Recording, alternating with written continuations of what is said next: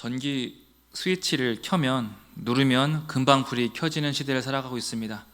리모컨을 누르면 TV가 켜지고, 또한 스마트폰 버튼을 몇 번만 눌러도 전화도 가능하고, 또 물건 주문, 정보 검색, 데이터 전송, 일상에 필요한 참 모든 것들이 몇 번의 손놀림으로 다 이루어지는 참 좋은 시대를 살아가고 있습니다. 이것이 바로 우리가 살아가고 있는 세상이죠. 우리는 버튼을 누르면 즉시 반응하는 세상에 익숙하며 살아가고 있습니다. 그러다 보니까 우리 신앙에 대해서도, 특히나 기도 생활에 있어서도 그렇게 생각하기가 참 쉬운 것 같습니다. 눌렀으니 열려야지, 기도했으니 바로 응답이 와야지. 이 속도를 우리가 감당하기 어려운 시대를 살아가고 있는 것이죠. 그런데 하나님께서는요, 리모컨처럼 동작과 동시에 그렇게 반응하지 않으시죠. 우리 마음 가운데는 분명히 하나의 공식을 가지고 있습니다. 잘 믿으면 된다, 기도하면 길이 열린다, 바르게 살면 하나님이 막아주신다. 다들 이렇게 배워오고 또한 이렇게 믿고 있지 않으십니까? 저도 목사로서 가능하면 이런 말만 하고 싶습니다. 잘 믿으면 됩니다. 기도하면 하나님께서 다 잘되게 만사형통 열어주실 것입니다. 근데 이 말이 왜 또 틀린 말이 아니겠습니까? 성경에도 분명히 그렇게 기록되어 있고요. 그리고 근데 참 안타까운 것이, 신앙생활에는 그런 리모컨이라는 것이 없다는 것이죠. 그렇게 우리의 기도대로, 우리의 소망대로 즉시 이루어지지를 않는다는 거예요. 오히려 기도해도 병이 바로 낫지 않을 때가 참 많습니다. 믿음을 지켰음에도 불구하고 관계가 무너질 때가 있고, 내가 정직하게 살았음에도 불구하고 억울한 일을 당할 때가 있지 않습니까? 예를 들면 자녀들을 위해서 열심히 기도했습니다. 근데 어느 날 자녀가 그런 말을 하는 것이죠. 엄마, 나 더 이상 교회 안 나갈래. 그 한마디가 부모의 심장을 가라앉히게 하죠. 대학 들어가더니 교회를 나오는 동 마는 동, 직장 들어가더니 교회를 일치 안 갑니다. 그리고 나중에 하는 말이 이제 그만 좀 내버려 둬요. 그때 우리는 속으로 말합니다. 내가 기도를 덜 했나? 내가 신앙교육을 잘못 시켰나? 우리가 이런 생각을 할 수밖에 없는 것이, 우리는 그렇게 믿고 있었거든요. 열심히 교회 생활을 하고 내가 열심히 기도하면 다 잘 될 것이라고 분명히 우리는 배워왔고 믿어왔습니다. 예수님께서 그런 말씀 하시잖아요. 마태복음 7장에 구하라, 찾으라, 두드리라, 그래야 하면 얻게 될 것이고 열리게 될 것이다. 우리가 이 말씀이 힘이 되어서 얼마나 많은 기도를 했습니까? 또한 그 기도의 능력으로 얼마나 큰 은혜를 누리고, 우리가 이 모든 말씀을 위대함을 다 알고 있습니다. 그런데 동시에 누가복음 18장에서는 예수님께서 이렇게 말씀하세요. 항상 기도하되 낙심하지는 말아라. 같은 예수님이 하신 말씀이에요. 기도하면 무엇이든 열리게 될 것이라고 하신 예수님께서 이제는 기도를 해도 낙심할 상황이 오게 될 것이다, 이런 말씀을 하신다는 거예요. 뭐가 맞습니까? 여기서 우리가 붙들고 있던 신앙의 공식이 흔들리게 된다는 거예요. 왜 하나님께 기도했는데 낙심한 일이 생기는 걸까요? 왜 하나님께서는 우리에게 낙심할 상황을 허락하시는 것일까? 이게 좀 더 근원적인 질문이겠죠. 자, 여기까지 들어가 보시니 여러분 마음이 어떻습니까? 우리 안에 있는 무거운 질문들 하나 둘씩 떠오르지 않습니까? 여러분, 근데 이런 질문을 누가 하게 될까요? 초신자가 할까요? 아니면 수십 년 신앙을 지켜온 여러분들이 하는 질문일까요? 이런 질문은요, 믿음 없는 사람이 할 수 있는 질문은 아닙니다. 기도 안 하는 사람의 질문도 아니고요, 오히려 믿음을 지키고자 애쓰는 사람들, 기도하며 살아가는 사람들의 질문이라는 거예요. 오늘 시편 44편은 바로 그 자리에 서 있습니다. 우리가 주를 잊지 아니하였으며 주의 언약을 어기지 아니하였나이다. 여러분, 이 고백이 편안한 자리에서 나온 고백이 아니라는 거예요. 기도로 밤을 지새운 사람들, 눈이 퉁퉁 붓도록 눈물로 기도한 사람들이 이런 질문을 하게 되는 거예요. 주님 아시잖아요. 저는 주님을 떠난 적이 없습니다. 제가 얼마나 기도하며 살아갔는지 주님께서 아시잖아요. 내가 얼마나 조심하며 살았는지 주님이 아십니다. 나는 공식대로 살았는데 주님, 왜 이 공식이 갑자기 안 들어맞냐는 거예요. 여러분, 우리는 이 기도의 공식, 신앙의 공식이 들어맞지 않으면 제일 먼저 뭘 생각합니까? 내 기도가 잘못되었나? 우리가 작동이 안 되면 리모컨을 제일 먼저 점검하는 것처럼 고난이 오면 우리는 제일 먼저 나 스스로를 점검합니다. 혹시 내가 죄를 지었나? 혹시 하나님께서 나를 벌 주시는 것일까? 아니면 내 믿음이 아직 부족해서 내가 이 응답을 얻지 못하는 것일까? 나한테 이런 어려움이 찾아오는 것일까? 이런 스스로를 점검하는 태도가 좋을 수도 있고 안 좋을 수도 있어요. 우리는 이 모든 문제들을 자꾸 나의 신앙 점수에 따라서 결부시키려 하는 안타까운 습관들을 가지고 있어요. 혹시 내가 요즘 새벽 기도 안 해서 그런 건가? 내가 요즘 헌금에 좀 인색했는데 그래서 하나님께서 나한테 무언가 경고를 주시는 것일까? 누가 가르쳐 준 것도 아닌데 스스로 나로 인한 것일까라고 결론을 내려버린다는 거예요. 그런데 여러분, 그마저도 아니라면 어떡할까요? 나는 진짜 교회 열심히 다녔는데 자녀가 방황합니다. 나는 11주도 빠짐없이 열심히 했는데 사업이 흔들립니다. 정말로 애쓰며 부르짖으며 기도하며 살아갔는데 검사 결과가 아주 안 좋게 나왔습니다. 그때 이 고백이 나오는 거예요. 17절 말씀. 이 모든 일이 우리에게 임하였으나 우리가 주를 잊지 아니하며 주의 언약을 어기지 않았잖아요. 아무리 봐도 내가 원인 같지는 않다는 거예요. 나는 성실히 주님을 잘 믿어오고 성실히 주님을 잘 따라온 것 같은데 왜 이런 일들이 나에게 일어났는지 도저히 모르겠습니다. 지금 이 말을 하나님께 하는 겁니다. 그런데 문제는요, 여기서 좀 더 깊어집니다. 누군가 옆에서 쓸데없는 말을 해요. 그래도 뭔가 있으니까 이런 일 터졌겠지. 주변에서 이런 말을 하는 사람이 있죠. 기도를 제대로 안 한 거 아니야? 너 순종이 부족해서 그런 거 아니야? 그런 말이 상처 위에 상처를 부르게 되죠. 불난데 기름 붓듯이 속을 뒤집어 엎은다는 거예요. 저도 그런 경험이 있습니다. 아이가 아파서 새벽에 울면서 기도를 하고 있는데 한 권사님이 굳이 기도하는 저를 흔들어서 깨워요. 목사님, 어제 사모님이랑 싸웠어요? 목사님, 제가 기도하는데 환상을 봤어요. 목사님하고 사모님하고 신나게 싸우던데요. 지금 그래서 우는 거죠? 저는 질문을 하고 있었어요, 하나님께. 왜 어린 생명이 이렇게 큰 아픔을 겪어야 됩니까?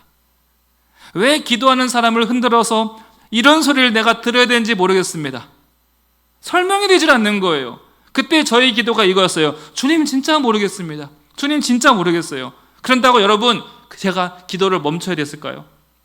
제가 그런 무례함으로 기분이 상했다고 내가 믿음을 내려놔야 되겠습니까? 우리가 교회를 갈 때마다 마주치게 되는 안 좋은 상황들도 있을 수 있죠. 무례한 상황도 있을 수 있습니다. 그렇다고 내가 예배를 멈추고 기도를 관둘 수 있겠냐는 거예요. 욥이 말할 수 없는 고통을 겪을 때 친구란 자체들 찾아와서 하는 말이 무엇이었습니까? 그러게 잘 좀 믿지 그랬어. 그러게 좀 더 겸손하지 그랬어. 지금이라도 회개해. 혹시라도 은혜 베풀어 주실 줄 알아? 물론 그런 소리가 속이 상하고 분하지만 그렇다고 욥이 믿음을 놓지 않았었죠. 그게 바로 18절 말씀입니다. 함께 읽어볼까요? 우리의 마음은 위축되지 아니하고 우리의 걸음도 주의 길을 떠나지 아니하나이다. 이 고백인 거예요. 주님, 내가 완벽합니다. 나에게 문제가 없습니다. 그런 말 하는 거 아니잖아요. 물론 울기도 하고 넘어지기도 했습니다. 마음 상한 날도 있었습니다. 그러나 나는 주님 떠나지 않았잖아요. 여전히 주님 바라보고 있잖아요. 주님이 가장 원하시는 그 모습 나한테 보이지 않습니까? 이 말을 하는 거예요. 여러분, 신앙생활이란 무엇인가? 많은 답이 있지만 실패가 없는 만사형통의 신앙생활은 아닙니다. 여러분, 신앙생활은 끝까지 포기하지 않는 것입니다. 눈물이 나도 찬송가를 펴고 노래 부르는 거예요. 속은 복잡해도 아멘이라고 겨우겨우 흐느끼면서 외치는 것이고요. 도무지 기도가 기가 막혀서 아무런 기도가 나오지 않아도 주여 나를 불쌍히 여겨주소서. 여러분, 이것이 바로 신앙생활 아니겠습니까? 이것이 바로 믿음이라는 거예요. 그런데 여기까지 잘 왔어요. 여기까지 우여잡고서 끌고 왔습니다. 그런데 그 고백 위에 또 하나의 질문이 올라오는 거예요. 그런데 주님, 왜 침묵하십니까? 오늘 이 말씀이에요. 제가 오늘 설교가 참 힘이 듭니다. 뭐 하나 해결되는 것 없이 계속 깊이 들어가기만 하고 질문이 이어지고 있죠. 주님, 왜 침묵하십니까? 23절 보세요. 어떻게 주님을 부릅니까? 주여 깨소서. 어찌하여 주무시나이까? 일어나소서. 이 말이 무례함으로 하는 얘기 아니에요. 관계 안에서 나오는 절규인 거예요. 멀어진 사람이 아니라 여전히 하나님을 신뢰하고 바라보고 있는 사람만이 할 수 있는 기도가 바로 이 23절의 기도입니다. 주여 일어나소서. 주여 깨소서. 마치 욥이 하나님이 답을 줄 때까지 계속 부르짖듯이 왜 하나님이 안 들으실까? 왜 하나님께서 나에게 귀를 닫고 계신 것일까? 하나님과 그동안 오랜 시간 동행해온 사람만이 할 수 있는 질문. 주님께서 왜 침묵하실까요? 왜 나의 기도를 이리 오랜 시간 침묵하십니까? 왜 나에게 이 하늘이 닫힌 것 같은 느낌이 들게 하십니까? 여러분 살다 보면은 이런 시간이 있습니까? 없습니까? 있으시죠. 지금도 있을 것이고 얼마 전에 있을 것이고요. 또 후에도 찾아올 수도 있는 것이죠. 마치 나는 전화를 계속 걸고 있는데 받지 않고 계속 통화 연결음만 들려지는 그런 느낌. 분명히 하늘은 열려 있는데 이상하게 내 기도만 천장을 뚫지 못하고 계속 바닥으로 떨어지는 이 느낌. 우리가 쉬지 않고 말씀을 읽고 있습니다. 성경을 펴고 눈은 글자를 따라가고 있는데 가슴 아래로 말씀이 내려오질 않을 때, 우리가 꾸준히 예배는 참석합니다. 찬송도 부르고 기도 시간에 고개도 숙이는데 마음 가운데 이 생각이 끊이지가 않는 거예요. 주님 계신 거 맞죠? 주님 내 손 붙잡고 계신 거 맞죠? 바로 하나님의 침묵이라는 거예요. 여러분, 우리가 잘 믿고 있다면 필히 하나님의 침묵을 경험하게 됩니다. 잘 믿으면 만사형통합니다가 아니라요, 깊이 믿는 사람, 하나님을 신뢰하고 또한 하나님께서 그 사람을 인정한 사람에게 하나님께서는 필히 침묵을 허락하십니다. 자 보세요. 이 시편 44편은 이미 하나님을 잘 믿고 있고 잘 알고 있고 평생을 주님을 사랑하고 있는 사람에게 쓴 고백이라는 거예요. 그러나 그런 사람도 하나님의 침묵을 경험하게 된다. 왜요?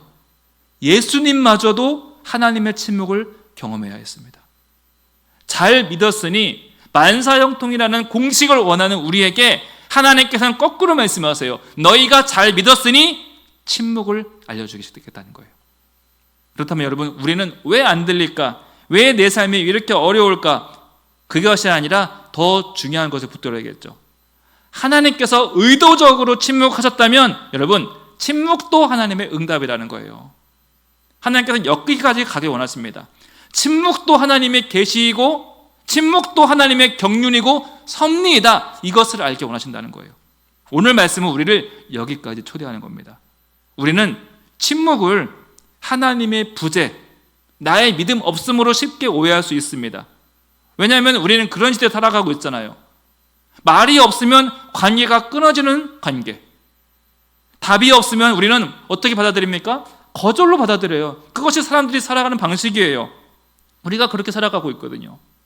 우리는 즉각적으로 반응하지 않으면 내 편이 아니라고 쉽게 단정합니다. 그래서 침묵은 관계가 끊어진 것이라고, 내가 거절당하는 것이라고 생각을 하는 그런 삶을 살아가고 있어요. 그러니 우리가 부르짖었는데 기도에 응답이 없으면 마음이 불안한 거예요. 분명히 나는 잘 믿은 것 같은데, 꾸준히 하나님께 뭔가 전송한 것 같은데 뭔가 잘 안 풀리고 응답이 없으면 뭔가 이상합니다. 우리는 은연중에 하나님을 사람 수준으로 떨어뜨리는 것이죠. 사람의 속도랑 사람의 기분을 맞춰주는 하나님을 은연중에 바라고 있다는 거예요. 그러나 하나님께서는 그런 우리의 선입견과 편견을 깨뜨리시려고 일부러 침묵하신다는 거예요. 저와 여러분들에게 말로 설명할 수 없는 어려운 시간들이 필요했기에 잠시 말씀을 멈추셨다는 거예요. 여러분, 병원 수술실 앞에 기다려보신 분들은 다 압니다. 문은 닫혀 있고 안에서 어떤 일이 벌어지는지 전혀 알 수가 없어요. 그래서 그 침묵이 너무나 힘들고 길게만 느껴집니다. 그런데 여러분, 문이 닫혔다고 그 안에 의사가 없는 것이 아니죠. 당장 내 눈에 안 보이고 우리 귀에 안 들릴 뿐이지 그 안에서는 고도의 정교한 일들이 진행되고 있습니다. 여러분, 하나님의 침묵도 그러하다는 거예요. 우리는 하나님이 바로바로 설명해 주길 원합니다. 왜 이런 일이 생겼는지, 이 일이 언제 끝날지, 어디까지 내가 견뎌야 할지. 그러나 하나님께서는 항상 설명으로 말씀하지 않으시고 존재로 말씀하신다는 거예요. 아이를 키워보면요, 부모는 아이에게 모든 답을 다 해줄 수가 없습니다. 다 알려줄 수도 없어요. 다 알지도 못해요. 다만 뭘 해줄 수 있습니까? 아이 옆에 있어주는 거예요. 아이가 밤새 열이 나고 아프고 왜 그런지 부모는 아이 밥을 알려줄 수가 없어요. 그러나 다만 옆에 있어주는 거예요. 아이에게 가장 완벽한 설명이 아니라 아이와 함께 있어주는 그 부모 자체가 아이에게 가장 필요한 답이라는 것이죠. 하나님의 침묵도 그렇습니다. 주님께서 말씀하지 않으신다고 함께하지 않는 것이 아닌 거예요. 말하지 않아도, 표현하지 않아도 하나님이 여전히 우리와 함께하시다는 것을 알려주고 싶으신 거예요. 우리가 침묵 속에서도 하나님을 발견하길 원하신다는 것이죠. 오늘 이런 설교의 내용은 주일에는 전할 수 없는 내용이죠. 신앙의 경륜과 세월을 겪으신 이렇게 수요 예배 참여하신 분들만 들을 수 있는 설교입니다. 이제 거의 다 왔습니다. 여러분들에게 침묵의 시간이 왔다는 것은요, 이제 우리가 신앙의 깊이를 드러내는 시간이, 그런 시기가 되었다는 것을 뜻합니다. 여러분, 응답이 없을 때 우리는 무엇을 찾습니까? 결과를 찾습니까? 도울 길을 찾습니까? 아니면 끝까지 하나님 그 자체를 붙들며 기다립니까? 여러분, 이것이 바로 침묵의 의도예요. 침묵은 사람이 만든 공식이 깨지는 시간이에요. 침묵이 있어야 원인과 결과가 깨지고 상식이 깨지고 내 공로가 깨집니다. 그렇게 모든 것이 다 깨진 후에 한 가지 분명히 남습니다. 나와 하나님과의 관계가 어떠한지 이것만 선명하게 남게 돼요. 침묵은 우리를 요동치게 합니다. 힘들게 합니다. 견디기 힘들게 합니다. 그러나 동시에 우리가 무엇을 붙들어야 할지 명확히 알려주는 시간, 그 시간이 바로 하나님의 부재, 하나님의 침묵이라는 거예요. 그래서 시편 기자는 하나님께 말합니다. 주여 일어나소서, 주여 깨소서. 여러분, 이제 이 뉘앙스가 뭐겠어요? 따지는 것이 아니라 내가 유일하게 붙들어야 될 하나님, 일어나소서. 나의 유일한 소망 되신 하나님, 어서 일어나소서. 이걸 부르짖는 것이죠. 오직 하나님만을 나의 소망으로 발견하는 시간, 그것이 바로 하나님의 침묵이라는 것이죠. 그래서 시편 기자는 침묵을 하나님의 동행으로, 간섭으로 받아들이고 마지막에 이렇게 기도합니다. 우리 26절 말씀 함께 읽어보겠습니다. 일어나 우리를 도우소서, 주의 인자하심으로 말미암아 우리를 구원하소서. 시편 기자는 지금 나에게 왜 이런 일이 일어나는지 설명해 주세요 하지 않죠. 무엇이 잘못인지 밝혀주세요 하지 않습니다. 오직 무엇을 붙듭니까? 주의 인자하심을 붙든다는 거예요. 여러분 잘 보세요. 우리가 알고 있는 모든 신앙의 공식이 다 깨졌습니다. 복의 공식이 깨지고 기도의 공식이 깨졌어요. 그 이유도 설명도 없습니다. 그런데 하나님의 인자이심을 우리가 왜 붙들어야 되겠습니까? 여러분, 왜냐하면요, 내가 납득하고 내가 해석되어지는 하나님이 아니라 하나님 그분 자체가 선하시다는 거예요. 내 해석보다 하나님의 성품이 더 확실하고 내 이해보다 하나님의 인자하심이 더 분명하다. 그러니 내가 붙들어야 될 것은 내 상식, 내 공로가 아니라 하나님의 인자하심을 붙들어야 된다. 이것을 드디어 알게 되었다는 거예요. 언제요? 침묵을 경험하고 나서야. 말씀을 맺습니다. 사랑하는 성도 여러분, 우리가 긴 인생 살아오면서 우리가 여기까지 온 이유가 무엇이었습니까? 우리가 완벽했습니까? 우리의 기도가 출중했습니까? 그렇지 않죠. 26절 말씀, 주님의 인자하심이 우리를 여기까지 끌고 왔습니다. 여러분, 이 시간 이 한 문장 붙이십시오. 주의 인자하심으로 말미암아. 우리가 그것을 붙들 때 침묵 속에서 또 함께 하시고 말씀하시는 하나님을 만나게 될 줄 믿습니다. 우리 앞서 불렀던 찬송 아침 안개 눈앞까지도 함께 다시 한번 부르면서 기도하는 시간 갖도록 하겠습니다.